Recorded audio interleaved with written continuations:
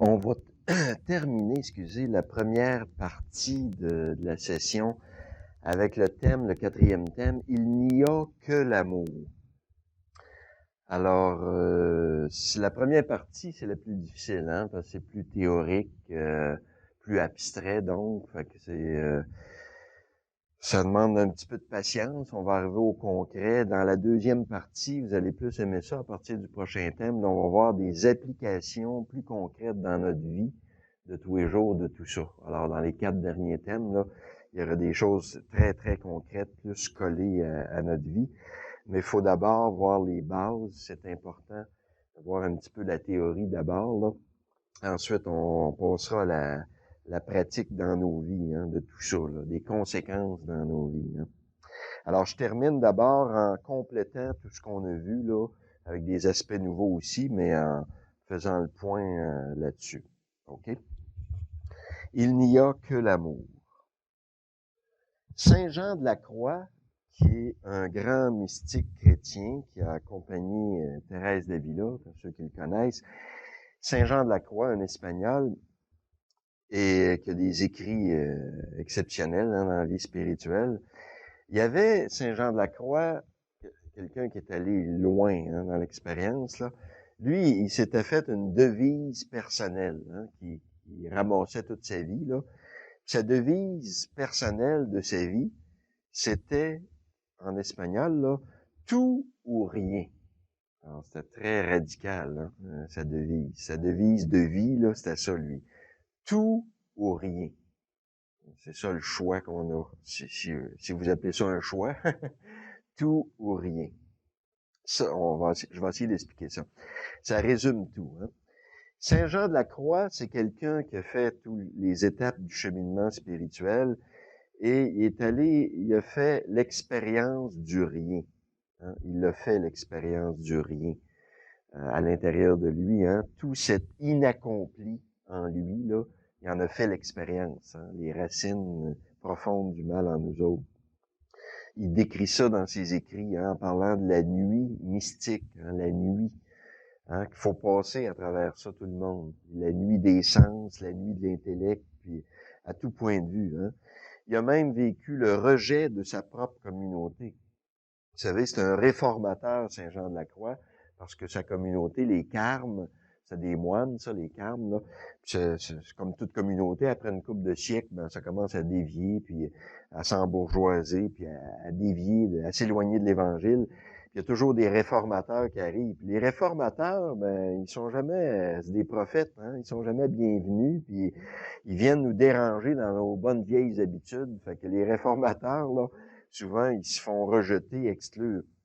Et à cette époque-là, il y avait des prisons, des cachots dans les monastères, hein, les monastères contemplatifs, là, il y avait des prisons, des cachots. Puis à un moment donné, c'est ça, les frères, ses confrères se sont révoltés contre lui. Ils voulaient pas changer les habitudes, puis se réformer. Puis, ils l'ont enfermé des mois de temps dans un cachot à 110 degrés de chaleur en Espagne, là. Il était enfermé là, rejeté de toute sa propre communauté. Ça, pourquoi il faisait des réformes, tout ça, parce qu'il les aimait. Puis lui, il était rejeté complètement. Alors, il a vécu bien des choses. Hein. C'est bizarre parce que c'est là, dans le cachot, tout seul, des mois de temps, c'est là qu'il a écrit les choses les plus belles sur l'amour. Si jamais vous avez la chance de lire, par exemple, un texte de Saint Jean de la Croix qui s'intitule « Vive flamme d'amour ». Vive flamme d'amour, ça c'est un chef-d'œuvre de littérature spirituelle, hein, de Saint Jean de la Croix. Mais quand on sait qu'il a écrit ça dans un cachot rejeté des siens à 110 degrés de chaleur, nourri au pain sec puis à l'eau bien sec, là, c'est quelque chose. Ça veut dire que la vie, c'était à l'intérieur qu'elle se vivait, là, parce qu'à l'extérieur, il y avait plus rien.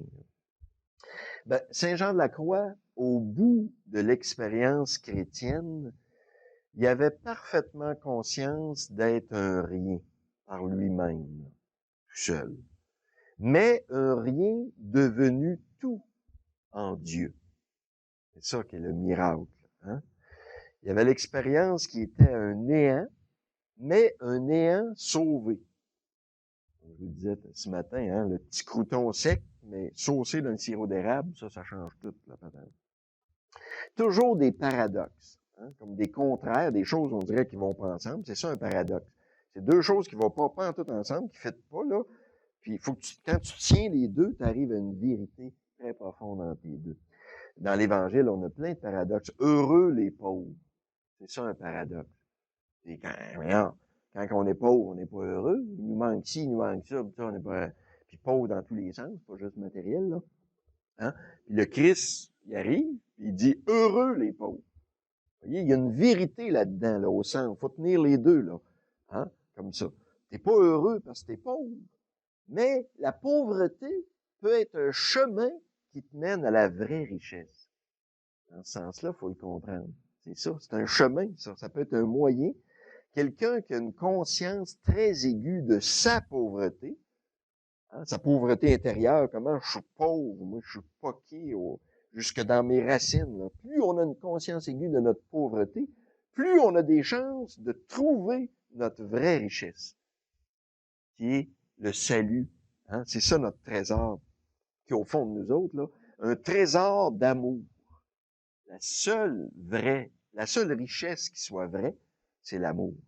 T'as beau être millionnaire, si t'as pas l'amour, là, ça te donne rien. Tu peux t'amuser en masse, mais t'es pas heureux. Comme il y en a beaucoup qui sont millionnaires, mais qui sont pas heureux, parce qu'ils n'ont pas l'amour. Si t'as l'amour, tu peux être tout nu dans la rue, ça te dérangera pas. Ça te dérangera pas. Hein? Parce que tout va t'arriver. Tu vas attirer tout ce que tu as besoin. Il n'y en a pas de problème à ce moment-là. Cherchez d'abord le royaume, tout le reste va venir par surcroît. Hein, la seule vraie richesse, digne de ce nom, c'est l'amour. C'est le trésor, ça. Alors, c'est toujours ce paradoxe-là. Hein? Savez-vous, vous autres, quel est le premier acte de salut de Dieu? Premier acte de salut de Dieu. Il y en a plusieurs qui penseront c'est la croix, hein? C'est là que tout s'est passé. Hein?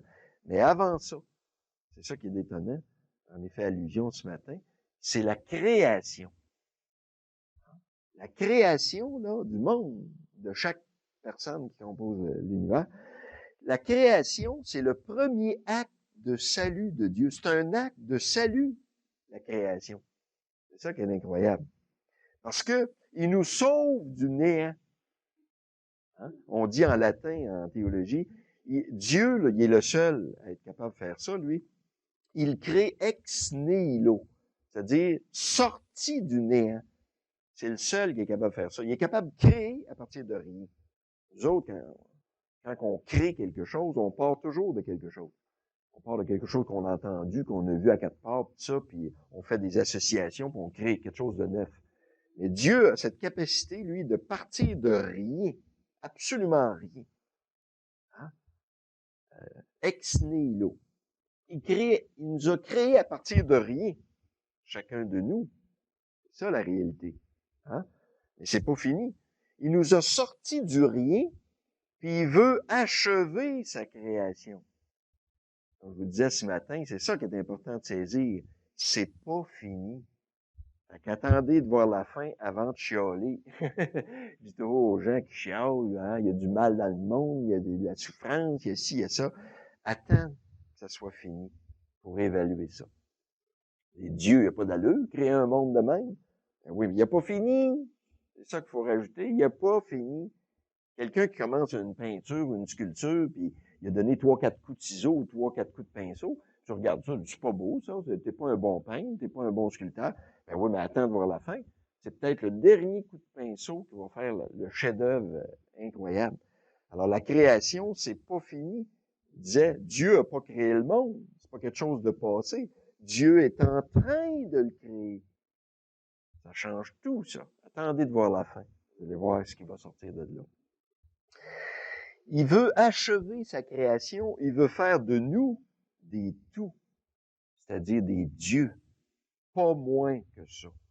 Créés à son image totalement, dans toutes les dimensions de notre être, comme ça l'est dans notre fond. Mais il veut le faire par grâce. C'est le mot important, par cadeau. Hein? Pas par orgueil. Hein? Devenir des dieux à coup d'effort et de volonté. De toute façon, tu n'y arriveras jamais.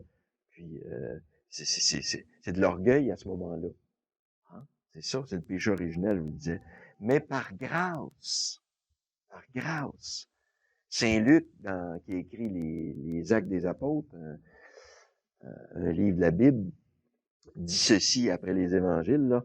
Il y a une petite phrase extraordinaire qui fait dire à Paul, hein, qui dit, en lui, en Dieu, là, nous avons la vie, le mouvement et l'être. En lui. Le en lui, il est important, là, parce que si on sort de lui, là, il reste plus grand-chose, là. À l'Eucharistie, par exemple, je ne sais pas si vous savez, ceux qui assistent à l'Eucharistie, la phrase la plus importante de toute l'Eucharistie, c'est pas la consécration. Plusieurs me répondent toujours ça. Hein, ceci est mon corps, c'est mon sang, c'est très bien sûr, là. Mais il y a une phrase qui est plus importante que ça. C'est celle qu'on dit juste avant le Notre Père. Je passe toujours inaperçu, mais c'est le sommet de l'Eucharistie, il est là. Par lui, avec lui et en lui. Ça, c'est le sommet de l'Eucharistie. C'est là que ça se passe. Parce que si lui n'est pas là, essayez pas de faire de quoi, il n'y a rien qui va se passer. Saint Paul disait aux Colossiens, hein, il n'y a que le Christ. En tous, il est tout. En tous, il est tout. Il n'y a que l'amour. En tous, il est tout.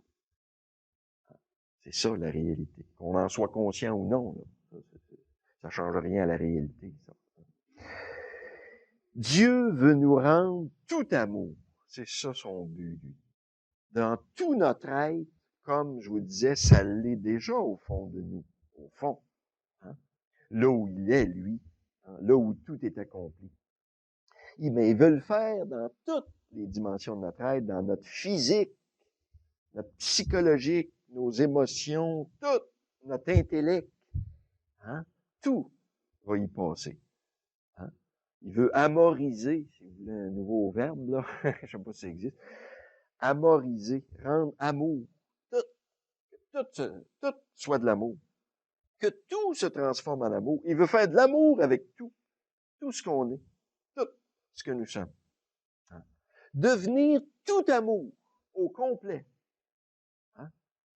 Devenir l'amour au complet. Hein? All dress. C'est ça, le all dress, dans l'amour. C'est-à-dire devenir tout. C'est ça que ça veut dire. Devenir l'amour au complet. Devenir tout. C'est ça le tout ou rien de Saint Jean de la Croix. Parce que, en dehors de l'amour, il n'y a rien. C'est très radical, vous savez, l'amour. Hein? En dehors de l'amour, il n'y a rien. Absolument rien. Connaissez-vous quelque chose qui peut exister en dehors de l'amour?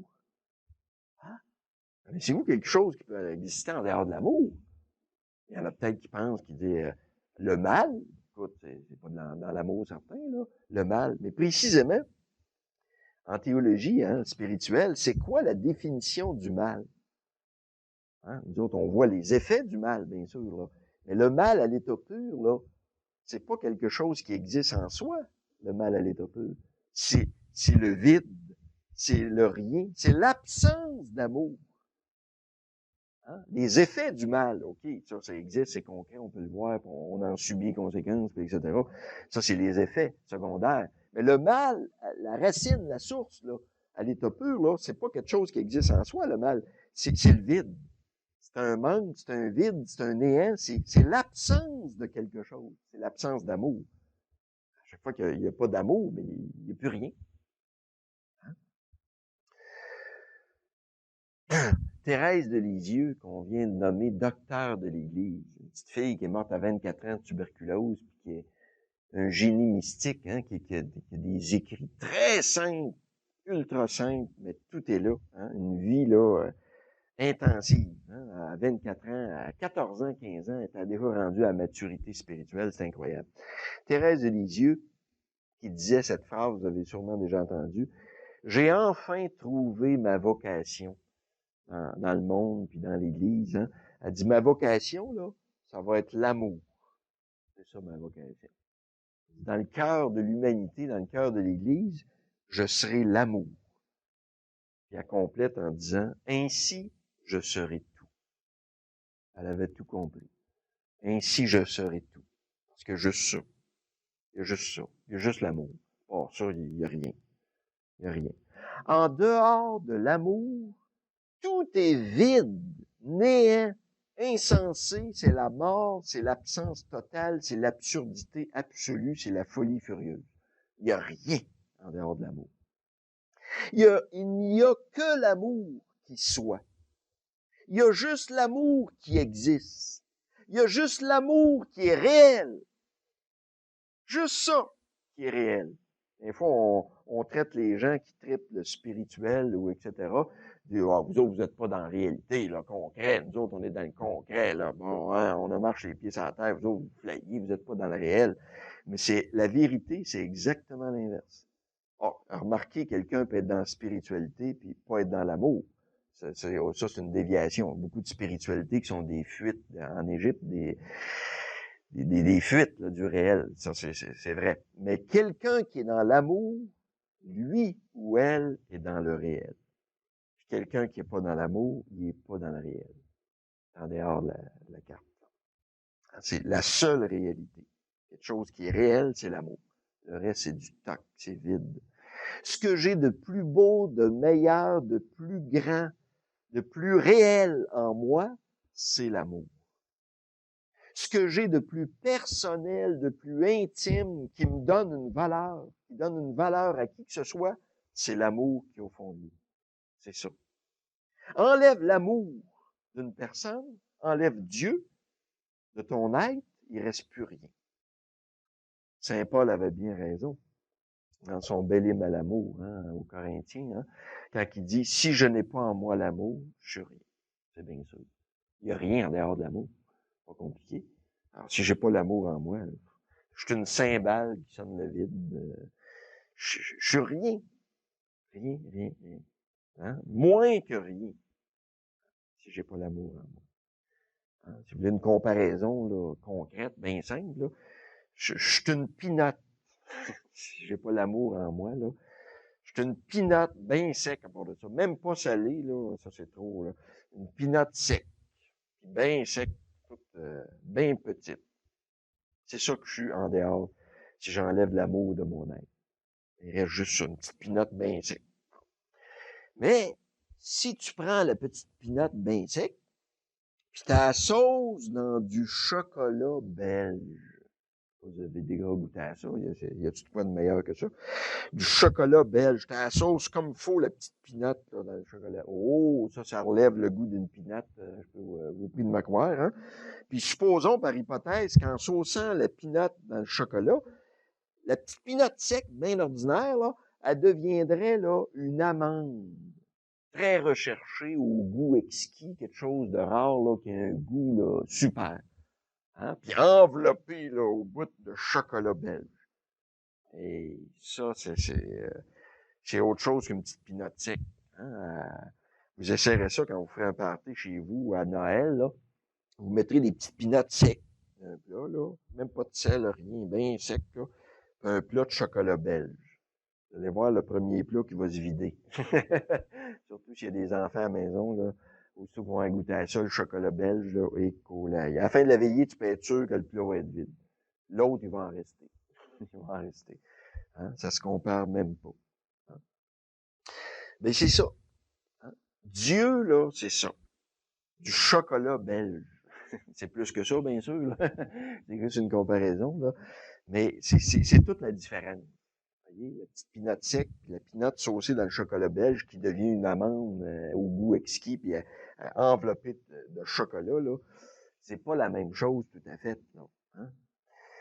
C'est ça, Dieu. Hein? Et c'est plus que ça, c'est tout, bien sûr. Hein? C'est l'amour. C'est tout l'amour. Et que ça. Rien d'autre chose dans cet être-là qui s'appelle Dieu. L'amour, l'amour, l'amour. Un jour, dans notre cheminement spirituel, à chacun de nous ici, on est tous appelés à faire l'expérience de l'amour. Tout le monde. Hein? C'est une expérience qui n'arrête pas de grandir, qui n'arrêtera jamais. C'est ça qui est magnifique. Toujours de surprise en surprise.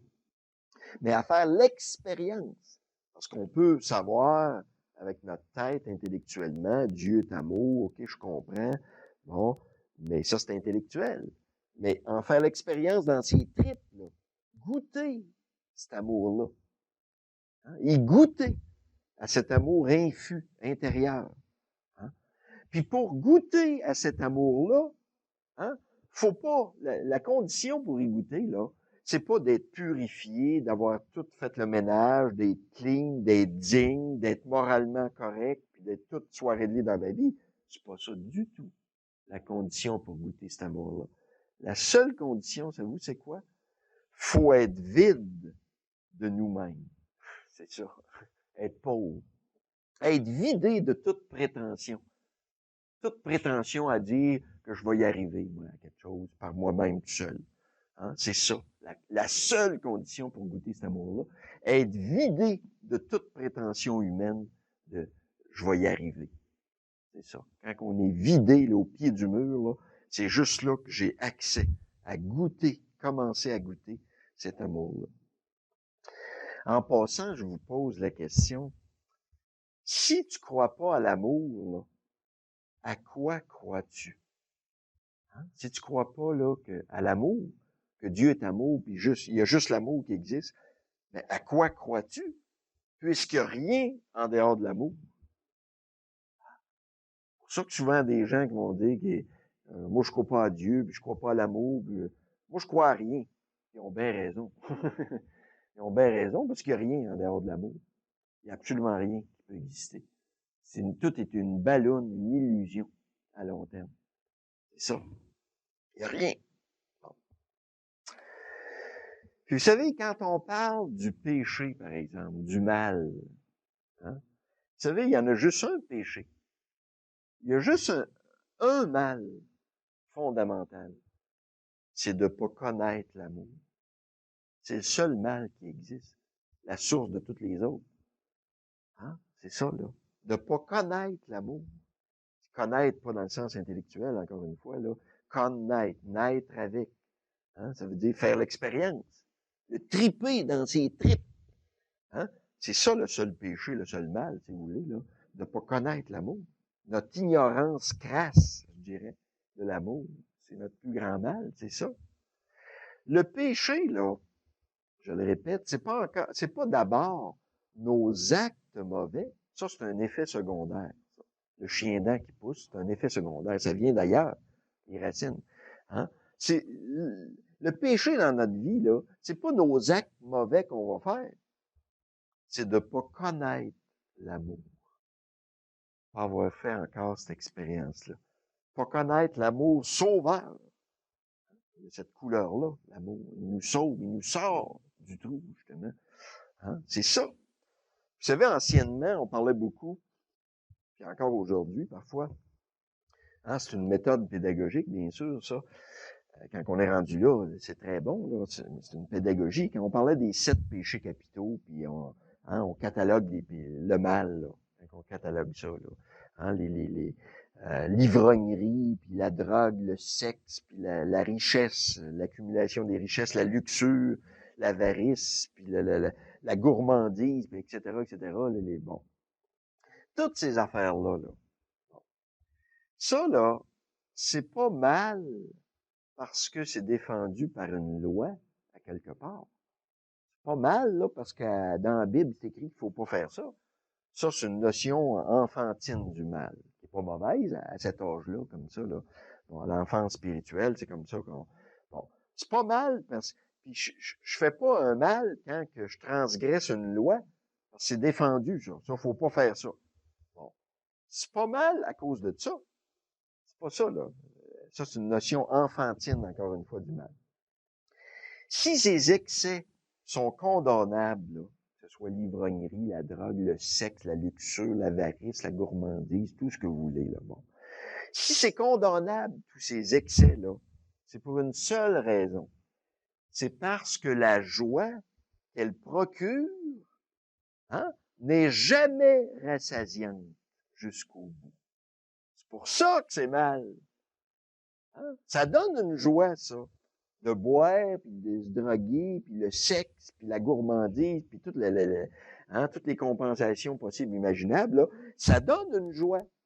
Ben oui, mais la joie qu'elle procure n'est jamais rassasiante totalement. Le lendemain, il faut recommencer. On a encore plus faim puis plus soif. Hein? Faut recommencer puis recommencer.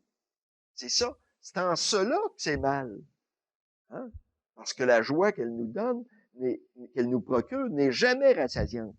Le seul mal, le seul péché, si vous voulez, c'est de ne pas choisir le top, le plus grand bonheur.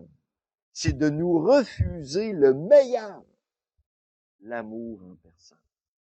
C'est ça le plus grand péché, le plus grand mal. De nous refuser le meilleur, ce pourquoi on est fait, exclusivement. Hein? Saint-Augustin qui disait ça. Tu nous as fait pour toi l'amour. Tu nous as fait pour toi. Puis notre cœur est sans repos tant qu'on t'a pas trouvé. Tant qu'on t'a pas trouvé. On a beau compenser par 50 000 bebelles, puis fuites, puis déviations, puis n'importe quoi.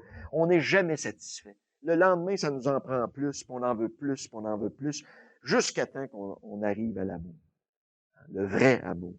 Il y a juste ça qui peut nous rassasier une fois pour toutes. C'est ça. Un autre aspect ici, là, je complète les dossiers, si vous voulez, là, un autre aspect. Saviez-vous ça, vous autres, que Dieu ne donne rien? C'est une autre grande nouvelle à vous apprendre, là. Dieu ne donne rien. Il dit qu'il est gratteux, Dieu, hein? Fait que la prière de demande, là, arrêtez de perdre votre temps avec ça, là. Hein? Quémander 50 000 bebelles à Dieu. Dieu ne donne rien. Dieu ne peut, et plus que ça, Dieu ne peut rien donner. Pourquoi? Parce que Dieu se donne. Ah, on comprend, là. Voyez? C'est ça l'amour. L'amour, il donne pas des choses, des cadeaux, etc. Ça, c'est parce qu'on n'est pas encore arrivé à l'amour. Hein? C'est des prémices de l'amour, s'il vous plaît. Mais l'amour, il donne rien. Il se donne. C'est une façon de parler, de dire qu'il donne rien. Il donne tout. Il se donne, imaginez. Il n'y a rien à donner. C'est pas des pinattes qu'il veut nous donner. Il veut se donner à nous. Pas moins que ça. C'est ça le propre de l'amour. Il se donne. C'est ça le Christ en croix. C'est ça l'amour. C'est ça le tout ou rien de Saint Jean de la Croix. Dieu ne peut pas donner des miettes. Il a bien ça, en tout cas. Donner des pinattes puis des miettes, puis comme on lui demande à la journée, nous autres, on veut des miettes, des pinattes. Oui. Hein? Lui, ce qu'il veut, c'est se donner à nous, au bout, totalement, tout entier, ou rien. Il m'a autant donné rien que de donner des morceaux de Dieu. C'est pour ça que le Christ disait à la Samaritaine, si tu savais le don de Dieu. Le don de Dieu, c'est pas quelque chose qu'il a donné. Le don de Dieu, c'est le don qu'est Dieu. Dieu peut rien donner de meilleur que lui. Je pense pas qu'il y ait quelque chose à donner de meilleur que lui. Hein? Impossible. Hein? Tout lui. Si tu savais le don de Dieu, le don qu'est Dieu, t'arrêterais d'y demander des pinottes. Il dirait, donne-moi donc ce que toi tu veux me donner. Là, je serais pas inquiète du reste. Si j'ai ça, là, le reste, il n'y en a plus de problème. Et c'est quelque chose, ça. Dieu, c'est une comparaison, là. C'est comme l'eau au printemps. L'eau au printemps. L'eau. L'eau, vous connaissez ça, vous autres, dans la région. Hein? Il y a une couple d'années, là. Vous l'avez connu abondamment. Hein? Aussitôt qu'il y a un trou, au printemps, on voit ça, à chaque printemps, ça se renouvelle. Aussitôt qu'il y a un trou, à quelque part, un affaissement de terrain, hein, l'eau s'en va là. On a vu quand il y a eu l'inondation, hein, aussitôt qu'il y avait hein, l'eau, elle s'en va là. C'est comme ça. L'eau le remplit tout de suite. Ben, Dieu, c'est un petit peu la même chose. Aussitôt qu'il y a une blessure, une fissure, une faille, un espace, l'amour miséricordieux le remplit de sa présence instantanément. Par moi-même, sans Dieu, là, c'est ça que je suis. Je suis rien. Un trou, un néant, un vide. Hein? C'est ça que je suis, par moi-même tout seul, là, sans Dieu. Là. Puis comme dit Yves Girard, la phrase que je vous citais ce matin, hein, il nous a toujours été si douloureux de supporter notre vide, puis on essayait de compenser. Hein, ça, notre vide, on veut pas le vivre, fait qu'on compense. On essaye de boucher ça par des choses, des personnes, ou n'importe quoi, là, on compense. Il a toujours été si douloureux de supporter notre vide, mais il complète, mais Dieu ne peut habiter que des espaces vides. Dieu ne peut habiter que des espaces vacants. C'est pour ça qu'il faut le vivre, notre vide, à un moment donné. Il faut accepter de souffrir à quelque part. C'est ça, la vie. Hein? À un moment donné, accepter. Hein? Tant que je compense, ben, il n'y a rien qui peut se passer. Je bouche le trou. Laisser le vide comme ça, là, le vivre, là, c'est là que ça débouche. Il y a quelque chose qui débouche du fond de notre être. Là. Hein? Mais Dieu ne peut habiter que des espaces vides. C'est ça. Mais grâce à lui, Dieu, par pure gratuité d'amour, je deviens tout. Vous voyez, c'est ça le miracle. Le trou devient tout. C'est ça. Hein? Il y a un R qui s'enlève et un T qui se rajoute à la fin. Le trou devient tout. Le trou que je suis, dans le fond, là, hein, ça devient tout. C'est ça le miracle. Je suis tout amour, tout l'amour, par sa présence à lui, Dieu. Si tu connaissais le don de l'amour en personne, le don gratuit de l'amour, ah là, le mot est important. C'est ce mot-là, j'aimerais qu'on réfléchisse un peu, là. Il est difficile à comprendre. C'est très difficile à comprendre. On ne sait pas c'est quoi que ça veut dire, ça. Gratuit. Nous autres, on fait du commerce. On est des Juifs.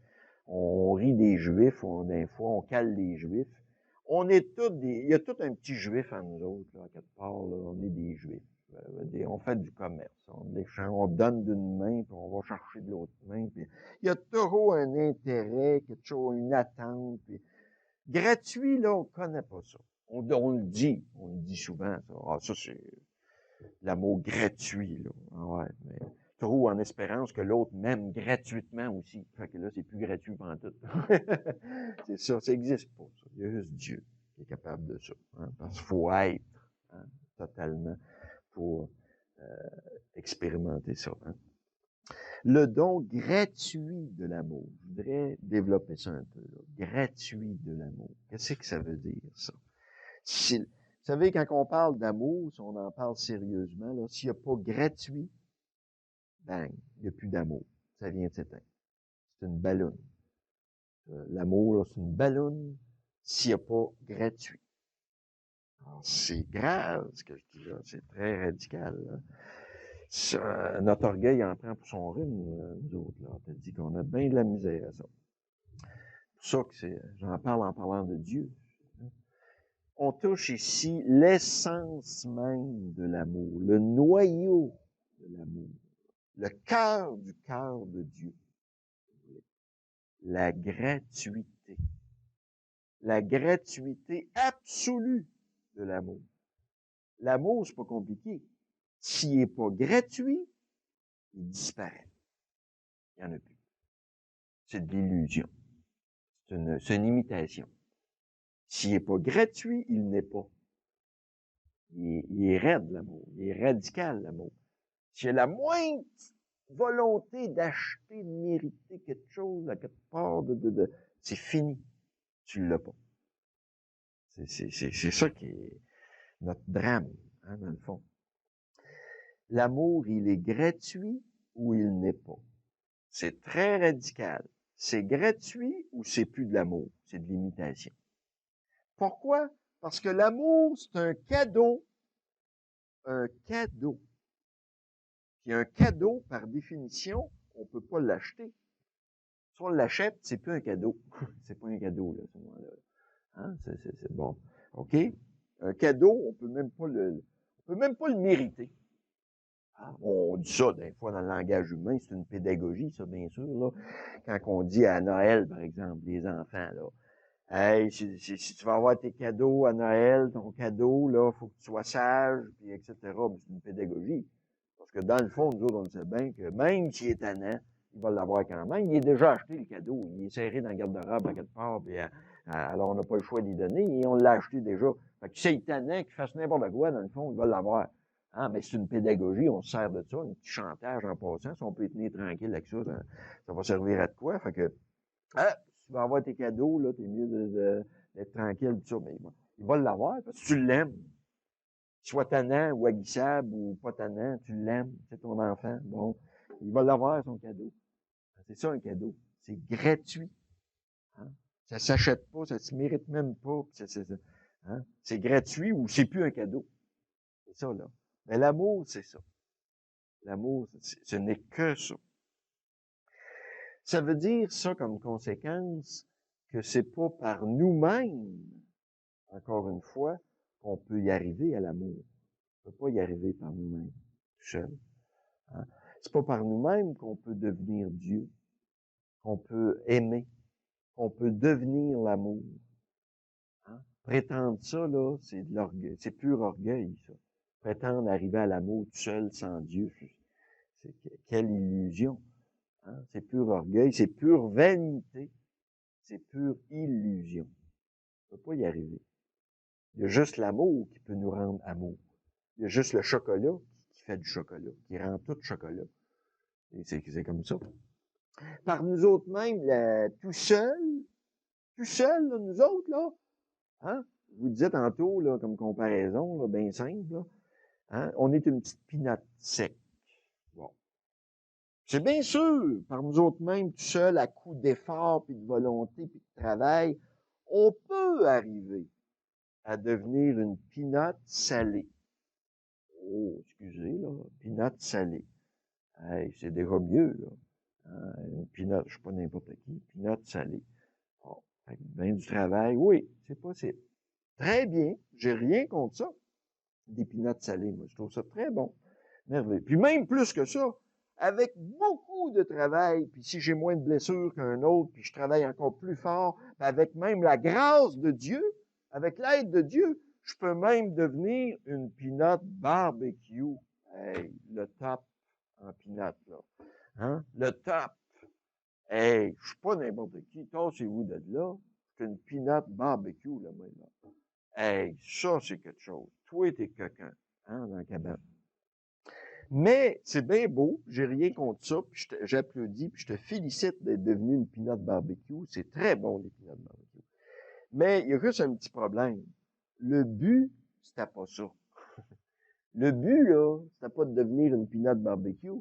Hein? Le but, c'était de devenir un chocolat. Oups, ça change tout, ça. Ça, là, t'auras beau forcer tant que tu voudras, puis même avec l'aide de Dieu, puis tant que tu voudras, tu peux pas devenir un chocolat par toi-même. Impossibilité. Hein? C'est ça. Il y a juste le chocolat qui rend l'autre chocolat. Hein? C'était ça, le pharisien en avant du temple. Vous vous souvenez, dans l'Évangile, hein? Le pharisien est en avant. Lui, il a tout réglé. Hein? Le parvenu spirituel, si vous voulez. Des parvenus, hein, qui sont des gens, des fois, qui ont de l'argent, puis sont arrivés à quelque chose, puis ils jouent, ils se font claquer les bretelles, puis hein, ils sont plus hauts que les autres. Moi, j'ai travaillé, puis je suis arrivé, puis hein, t'as juste à faire la même chose, puis bon, j'ai réussi, moi. J'ai réussi. Mais il y a au niveau spirituel, c'est la même chose. Il y en a beaucoup, là. Hein? Moi, je suis arrivé à quelque chose, j'ai corrigé mes défauts. Fais la même chose. Ah ouais. T'as peut-être pas les mêmes blessures que l'autre. Si t'avais les mêmes blessures, peut-être que tu n'y arriverais pas toi non plus. Hein? C'est ça là, qu'on oublie des fois. Hein? On part pas sur la même base. Là. C'est là l'injustice flagrante. Hein? Hein? Je suis parvenu, hein? C'est-à-dire je suis un humain accompli. Écoute, je suis quelque chose, j'ai réussi à tout régler puis tout corriger mes défauts. Je suis un humain accompli. C'est très bien. J'ai rien contre ça. Rien contre ça. Puis, au niveau humain, c'est merveilleux, puis c'est parfait, puis félicitations. Mais, j'ajoute, c'est très beau, un humain accompli. Mais, je m'excuse, mais le but de la vie, là, c'est pas ça. Le but de la vie, là, humaine, c'est pas de devenir un humain accompli. Imagine-toi là. C'est devenir Dieu. Oups! La marche est haute pas mal, hein? C'est ça le but de la vie. Le but de la vie humaine, c'est de devenir Dieu. Imagine. Puis ça, il n'y a personne qui peut devenir Dieu par lui-même. Il y a juste Dieu qui est capable de faire des dieux. Ça change tout. Vous voyez, ça se compare même pas, là. Hein? C'est pas par nous autres mêmes qu'on peut devenir Dieu. Essayez pas, vous n'y arriverez jamais. C'est pas par nous autres mêmes qu'on peut s'élever à la nature divine, qu'on peut changer de nature. Hein? C'est un don gratuit, un cadeau. Hein? Un cadeau. Mais un cadeau, c'est gratuit, encore une fois, par définition. Un cadeau, si c'est pas donné, ben, c'est plus un cadeau. C'est un salaire, à ce moment-là. Une paye. Les gagner. C'est pas un cadeau. Un cadeau, il faut que ça soit donné. Donné gratuitement. Gratuit. Si c'est pas donné, ça disparaît. Il n'y en a plus. L'amour, c'est radical. Et c'est seulement au jour de la maturité spirituelle, à un âge de la vie spirituelle plus avancé, qu'on comprend ça. Qu'on comprend que l'amour, là, on peut pas l'acquérir, l'amour, par nous autres mêmes. Parce que si on pouvait l'acquérir, on le détruirait. On le détruirait. C'est pour ça qu'on peut pas l'acquérir. On peut juste le recevoir, l'amour. C'est ça qu'il faut s'asseoir, puis en silence, puis dire, donne-moi-les. Je ne l'ai pas. Je l'aurai jamais. Je ne réussirai jamais à l'avoir. Si tu me le donnes pas, je l'aurai jamais. C'est juste ça. C'est gratuit par définition. Vous savez, je vais vous donner une comparaison ici de notre vie spirituelle. Là. Ça ressemble beaucoup à ça, en tout cas. Vous savez, la majeure partie de notre vie, là, nous autres, là, on est un petit peu, je dirais, comme des jeunes enfants, bien jeunes. On voit ça des fois, des jeunes enfants, ils ont cette manie-là, ils ont toute cette manie-là, un jour ou l'autre. Là. Un petit enfant là qui va te dire, là, bien raide à un moment donné, qui te tasse la main, qui va te dire « capable tout seul ». Vous avez déjà vu ça, les parents ici, là, vous avez déjà entendu ça. Tous les enfants, c'est comme ça. Hein, c'est une phase pédagogique, ça. Capable tout seul. Hein? Tu vois des fois un enfant, là, il y a un marteau, là, il vient de découvrir, il y a un marteau, puis une boîte de clous, puis 3-4 planches, puis lui, il veut bâtir un édifice avec ça, une maison, je sais pas trop. Puis là, à un moment donné, il y a de la misère à lever le marteau tout seul, toi, puis cogner un clou, puis toi, t'arrives en courant, puis tu veux y aider, puis hey, gars, je vais te dire comment le tenir, puis comment je vais te montrer. Puis là, il te tasse la main bien raide. Capable tout seul. Hein? Quand un bon père de famille, une bonne mère de famille, un bon pédagogue, qu'est-ce qu'on fait dans ce temps-là? On dit oui, capable tout seul. Parce qu'on a compris qu'il n'y avait rien à faire. J'aurais beau essayer d'y montrer, il va se boucher les oreilles, il n'écoutera même pas. Capable tout seul. Quand il dit capable tout seul, essaye pas d'y dire rien, il écoute plus. Il écoute plus et il veut plus rien savoir. Capable tout seul. Ça, c'est une... Bon. C'est très bien, c'est comme ça. En bonne pédagogie, bon, on va dire oui, capable tout seul. OK. J'achète plus, là, t'es capable tout seul. Oh, oui, t'es capable tout seul. Bon. C'est ça, une saine pédagogie. Jusqu'à temps, une heure après, peut-être, ou même avant, des fois, là, qui va arriver avec le pouce ça, de gros, là, hein, pas capable tout seul. Là, tu vas pouvoir y montrer. Juste là. Tant qu'il dit pas capable tout seul, là, il n'y a rien à faire. Il n'entend pas, il n'écoute pas, il n'y a rien, il est fermé, capable tout seul. C'est une parabole, une image que je vous donne chez l'enfant. Mais nous autres, là, au niveau spirituel, le capable tout seul, là, il dure 50 ans, minimum. Pas 25 ans, c'est pas assez, ça. 50, 75, 100 ans, s'il vaut. Hein, 50 ans de larmes, pas d'âge chronologique, c'est pas assez long, ça. 50 ans de larmes, là. Ça nous en prend des coups de marteau sur les pouces, sur le cœur, en masse, là, au bout du rouleau, là, avant d'avouer, finalement, pas capable tout seul. Là, ça débouche, puis il se passe de quoi. Elle dit que ça prend du temps. On a la tête dure. L'enfant, il va l'apprendre assez vite. Mais nous autres, là, c'est long, très long. Au niveau spirituel, c'est un petit peu la même chose. Pour connaître c'est-à-dire faire l'expérience de l'amour, de la gratuité de l'amour. C'est ça le propre de l'amour, c'est gratuit. Pour rentrer dans l'amour de plein pied, là. C'est ça l'amour, c'est le propre de l'amour, ça. Pour faire l'expérience de la gratuité de l'amour, il faut à tout prix épuiser tous nos moyens humains. Pour avoir passé toute la gamme de moyens humains au complet, là, les épuiser au bout. Hein? Notre volonté, nos efforts, le devoir accompli, corriger nos défauts, l'acquisition des vertus, l'accomplissement de la loi, puis toute la patente qu'on connaît très bien, là, qui est très bonne. C'est une pédagogie, il faut la faire quand on est rendu là, c'est ce qu'il faut faire. Bon. Mais il faut avoir passé à travers tout ça, là, puis avoir travaillé des années, là, là-dedans, là, pour arriver à autre chose. C'est ça, là. Et si l'Église, dans la ligne de l'Évangile dit la même chose, nous encourage tant à faire des efforts, à nous convertir, comme dans toutes les méthodes psychologiques, c'est la même chose, des efforts à faire, puis tout ça, puis l'Église fait la même chose, l'Église fait rien d'original là-dedans, l'Évangile la même chose, nous appelle à faire des efforts, puis pour convertis-toi, puis etc., là, c'est uniquement dans le but pédagogique, c'est une pédagogie ça, à un âge de la vie spirituelle, c'est dans le but pédagogique de nous rendre compte un jour qu'on n'est pas capable d'y arriver. Vous me suivez toujours, là? Hein? Si tous ces encouragements à faire des efforts, à nous convertir, ils ont juste un but pédagogique. C'est qu'on puisse le faire, essayer de le faire, du moins, là, des années, pour qu'on se rende compte un jour, là, qu'on n'est pas capable d'y arriver. Et plus on va vieillir, plus on va se rendre compte de ça. Hein? Parce qu'on peut avoir l'illusion qu'on est capable de un moment donné, puis 5 ans plus tard, bang, on retombe, puis, hein, bon.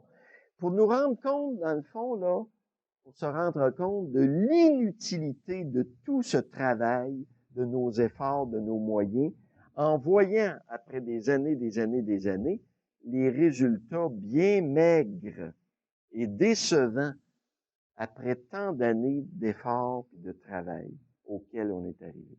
Des résultats bien petits pour tant d'efforts qu'on a fait. Autrement dit, faut le faire. Ça fait partie de la démarche.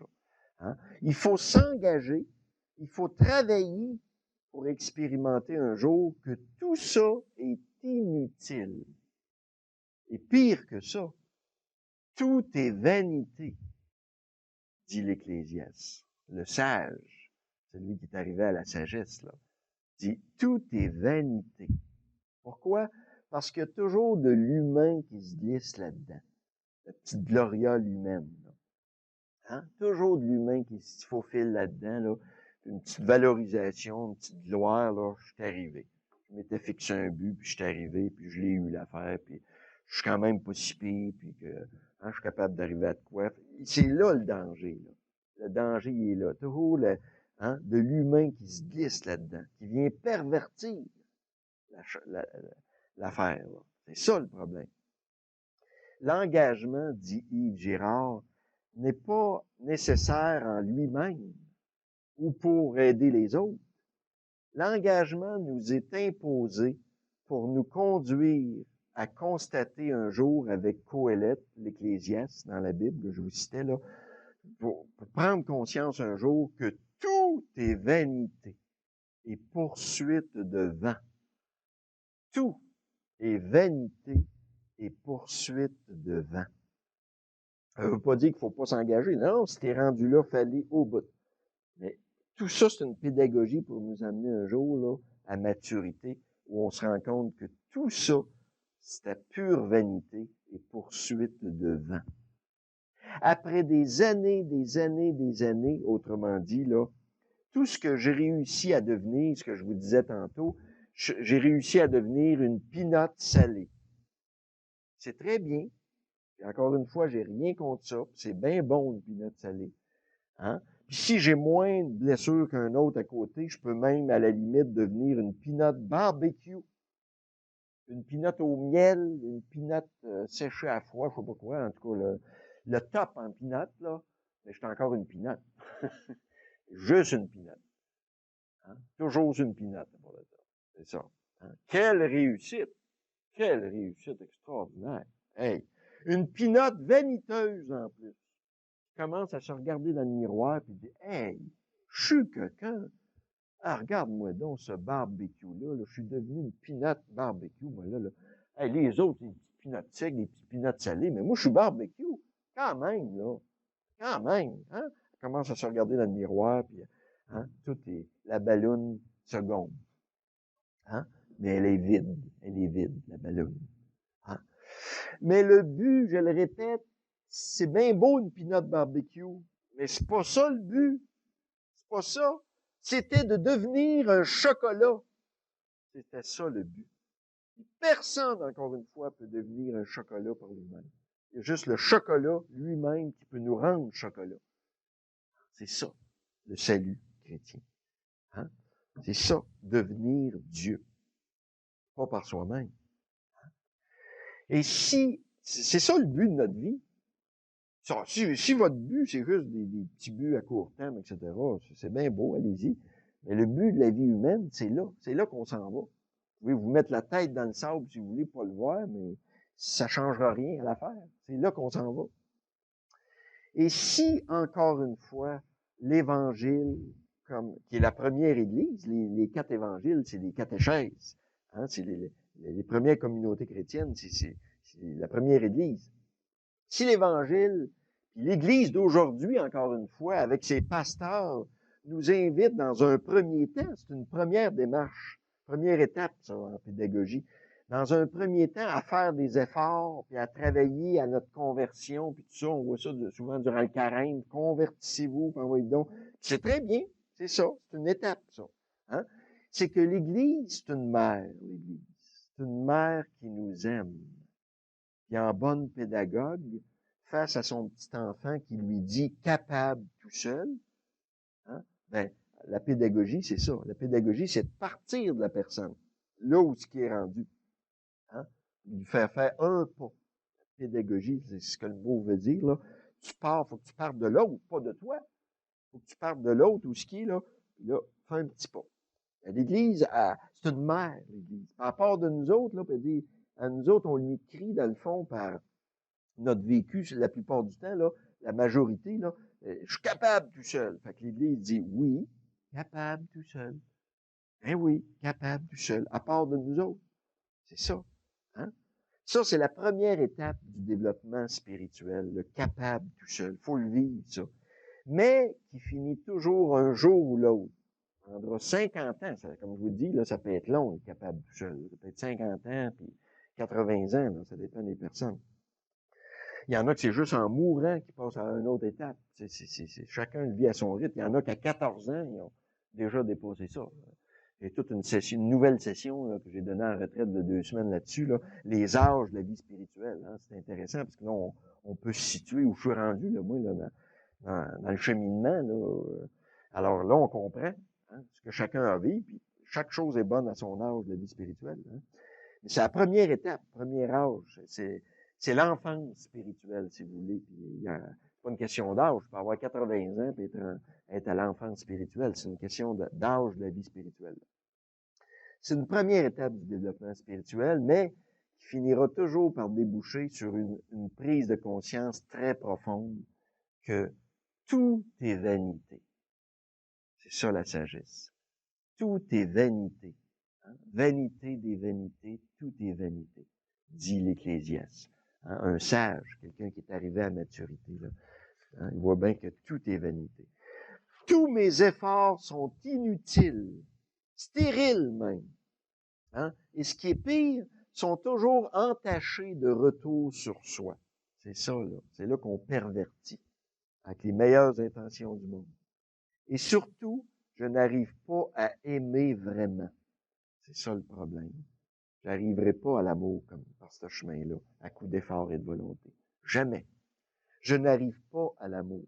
Or, je peux arriver à des performances éblouissantes qui vont épater la galerie, puis super, super. hein, puis à une certaine justice, kiff, commerciale, donnant. Mais j'arriverai jamais à aimer, dans le vrai sens du mot, et à pardonner tout à tous, comme dit saint Paul. C'est la définition de l'amour. L'amour, c'est concret, ça. Hein, cette capacité de pardonner tout à tous. Hein, j'arriverai jamais à ça, par moi-même. C'est un cadeau, c'est un don. Vous savez, aujourd'hui, face à l'Église, par exemple, je regarde ça, les églises qui se vident partout, puis il n'y a plus de prêtres, puis etc., où est-ce qu'on s'en va, c'est-tu la fin, puis... Ben, moi, je dis aux gens, voyons donc, il n'y a rien là. L'Église, actuellement, c'est quoi qui se passe dans l'Église? Elle vit sa crise d'adolescence. C'est ça que l'Église, c'est merveilleux. Je dis aux gens qui sont découragés, écoute donc, l'Église achève-tu, là? La moyenne d'âge des prêtres approche les 3 chiffres, quasiment. Hein. C'est rendu 75-80 ans, on approche les 3. Ça n'a plus d'allure. Il n'y a plus de relève, puis les paroisses se vident, puis tout ça, puis bon. Ben c'est ça, c'est la crise d'adolescence. On recule pas, on avance. On vient enfin, ça a pris 2000 ans avant de sortir de l'enfance spirituelle. Il était temps, là, mais on n'est pas pressé, tranquillement, mais sûrement. Mais là, on arrive à l'adolescence, on est en pleine crise d'adolescence. C'est dur, la crise d'adolescence. J'en ai, moi, des ados chez nous, là, c'est pas facile à vivre. Hein? C'est raide, puis il faut que tu patines, puis c'est dur à suivre, un adolescent. Là. Il change d'idée à 3 minutes, là, puis tu sais pas, une journée, il est bébé, il est enfant, l'autre jour, il est bien mature, adulte, tu sais plus à qui t'en faire, finalement. Alors, à l'adolescence, c'est ce qui se produit. À l'adolescence, hein, s'il y a un âge qu'on vit le capable tout seul, c'est bien là. Là, c'est vrai, là. On est en plein cœur de ça. Mais il y a le rejet de la mère à l'adolescence. C'est ça. Hein? C'est pas la mère en tant que telle qu'on rejette, c'est les valeurs de l'enfance, si vous voulez. On a besoin de ça. On a besoin de prendre un recul pour s'identifier, pour maturer, aller plus loin. C'est pas mauvais, prendre un recul. Hein? L'ado, il rejette tout. Là. À un moment donné, il n'y a plus rien de bon. Là. Tout ce qu'il a reçu, là, c'est pas bon. Hein? Puis il essaye tout le reste, là, puis bon. C'est pas mauvais, ça. Il faut qu'il fasse ça pour s'identifier lui-même. Hein? C'est un moment d'identification, là. Alors, c'est ça. Le rejet de la mère. Alors, c'est ça. Il y a une foule de gens qui ont quitté l'Église, puis, etc. C'est pas mauvais, ça. C'est très bon, même. Hein? Mais il y a un retour qui arrivera peut-être au 21e siècle, sûrement. Hein? Moi, je le crois, en tout cas. Hein? Un grand retour aux grandes religions, hein, qui ont passé à travers les siècles, là. Un retour. Mais un retour mature, adulte. Ils vont revenir pas en petit enfant qui veulent un petit catéchisme pour avoir les règlements, c'est quoi qui est bien et qui est mal, là. Ça, c'est enfantin. À l'enfance, c'est parfait, ça. Rien contre ça. Mais rendu plus loin, à un moment donné, il faut en sortir de ça. Hein? C'est ça, là. Ils vont revenir d'égal à égal. Comme un adolescent qui mûrit, il revient vers son père, sa mère, mais d'égal à égal un jour. Sur le même plancher. Hein? C'est ça, là. Ça, c'est autre chose. Et c'est vers ça qu'on s'en va. Une église qui est beaucoup plus mature. Après la crise, là, il y aura la maturité qui va arriver, où les gens qui vont être là, ben, vont être sur le même pied d'égalité, puis j'irai dans une maturité à ce moment-là. Pas des gens qui veulent des règlements, là, qui veulent savoir ce qui est bien, ce qui est mal. Des gens qui discernent ensemble, qui cherchent ensemble, c'est tout. Hein? Eh, mes amis, en tout cas, ça, c'était juste une parenthèse ici, là, mais c'est ça. Vous voyez, un jour, on redécouvre notre mère à maturité, puis on revient à ce moment-là. Bon, c'était juste une parenthèse, ça, ici. Là. Bon. Bon, il y aurait bien des choses, là, mais je ne vais pas éterniser. En d'autres mots, là, l'amour ne s'apprend pas. C'est ça que je voudrais arriver comme conclusion, là. Vous savez, l'amour ne se mérite pas, ne s'achète pas, ne se gagne pas. S'il y a quelque chose qui se gagne pas, c'est bien ça. Le vrai amour ne s'apprend même pas. On peut pas l'acquérir par soi-même, le mériter, l'acheter, le gagner. Tu peux gagner tout le reste, mais pas l'amour. C'est ça la réalité. Tout le reste, mais jamais l'amour. C'est un don, un cadeau Hein? Un don, c'est gratuit par définition. On peut pas l'apprendre, l'acquérir. On peut acquérir tout le reste, mais pas l'amour. Le prix de l'amour, c'est de le recevoir, de l'accueillir, de s'ouvrir, de le recevoir. Hein? C'est ça un cadeau, parce que c'est un cadeau qui nous est donné, tout simplement.